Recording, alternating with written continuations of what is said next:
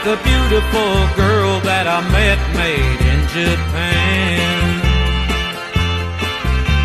The beauty of her face was beyond my wildest dreams.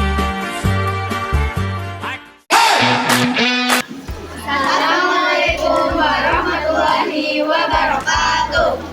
Selamat pagi teman-teman. Kami dari kelompok 6 akan mempresentasikan materi tentang ekonomi dan administrasi umum. Hai, perkenalkan, nama saya Sarina Putri. Di sini saya akan menjelaskan tentang pengertian ilmu ekonomi. Apa sih yang dimaksud dengan ilmu ekonomi? Ilmu ekonomi adalah ilmu mempelajari, memahami, memenuhi kebutuhan diri manusia yang tidak terbatas dengan sumber daya yang terbatas. Mengapa sih kita mau mempelajari ilmu ekonomi? Karena satu, agar bisa mengambil uang yang bijak. Dua, membantu memilih keputusan dengan tepat. Tiga, menghindari pemborosan. Empat, membantu merencanakan usaha. Perkenalkan, nama saya Bunga Cinta. Saya akan menjelaskan tentang masalah-masalah ekonomi. Sebelumnya, kita cari tahu dulu apa sih itu masalah-masalah ekonomi. Masalah-masalah ekonomi dapat disebabkan karena keterbatasan sumber daya dan setiap negara menghadapi masalah ekonomi. Masalah-masalah ekonomi dibagi menjadi beberapa. Yang pertama, buat apa yang diproduksi. Contohnya, barang dan jasa apa yang harus dihasilkan. Yang kedua, bagaimana cara memproduksi. Contohnya, menggunakan tenaga manusia atau mesin, menggunakan teknologi modern atau tradisional. Dan yang ketiga, umum, untuk siapa diproduksi. Contohnya, siapa yang akan menggunakan atau membeli barang tersebut. Masalah-masalah tersebut harus diputuskan dengan mempertimbangkan kebutuhan masyarakat. Halo teman-teman, saya Tias. Saya akan menjelaskan materi tentang model atau sistem ekonomi dan jenis-jenisnya. Model atau sistem ekonomi adalah suatu cara negara untuk mengatur kegiatan ekonominya.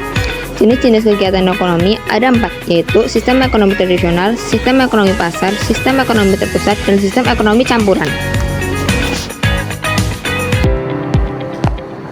Halo semua, perkenalkan saya Unsila. Di sini saya akan menjelaskan tentang pelaku ekonomi. Pelaku ekonomi yaitu pihak-pihak yang terlibat dalam kegiatan ekonomi. Yang pertama ada rumah tangga konsumen RTK, membeli dan menggunakan barang atau jasa, menyediakan tempat kerja. Kedua, rumah tangga produsen, menghasilkan barang dan jasa, membayar upah tenaga kerja. Tiga, pemerintah, menyediakan fasilitas hidup dan menarik pajak. Empat, masyarakat luar negeri, melakukan ekspor dan impor.